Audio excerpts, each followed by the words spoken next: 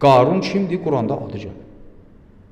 Qarun çox hayxmış, pullu, oliqarx bir adam idi və eyni zamanda da Hz. Musa Peyğəmbərin qarşısında dayanmışdı, ona zərbə vurmaq üçün pul xərcləyirdi. Gecə və gündüz işi bu ki, Hz. Musanı ləkələsin. Pulu da var idi, bəzi işlər görürdü. Bu bir dəfə, üzr istəyirəm ifadəmə görə, bir dənə fahişə qadına küllü miqdarda pul verir. Deyir ki, sən get, hansı vaxt bir cəmiyyət oldu, Hz. Musa çıxdı orada, insanlara nəsə danışdı, sən ona bir iftira ləkəsi vur.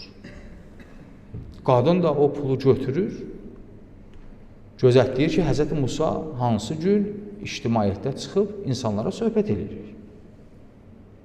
Həmən gün gəlir, Hz. Musa söhbət edən zaman orada qərar tutur. Görür, Hz. Musa ağzından nur tökür. Nur tökür. Hz. Musanın üzünə baxır.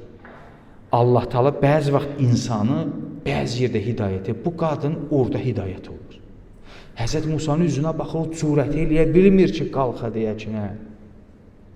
Hz. Musa bu işdə məşğuldur və iftira atar. O qədər vicdan əzabı çəkir ki, ayaq üstə durur. Deyir, ey insanlar, bilin və agah olun. Bu insan pakdır. Qarun mənə pul verdi ki, mən bu insanı bu məclisdə gələm ləkəliyəm. Deyəm ki, bu insan zinakardır. Mənimlə zina edir. Hz. Musa orada onu dua edir. O qadın orada səadətə çatdı. Səadətə çatdı. Hidayət elədi Allah onu. Bir qadın da oxuyubsuz tarixdə var. İmam Musa Kazım zindanda olanda Allah lənət eləsin o Abbasi xəlifəsinə getdi, bir qadını saldı imamın otduğu zindana, orada istədi bir ləkə vura, qadın orada hidayət oldu. Bunlar Allahın nurunla oyun oynayırlar. Orada idi ki, Hz. Musanın ürəyi sındı. Aman o gündən ki, qəlb sına. Hz. Musa böhtana məruz qalmışdı, ürəyi sındı. Ürəyi sındı, əl qaldırdı. Dedi, Pərverdigarı aləm. Qarunu yerin dibinə çək.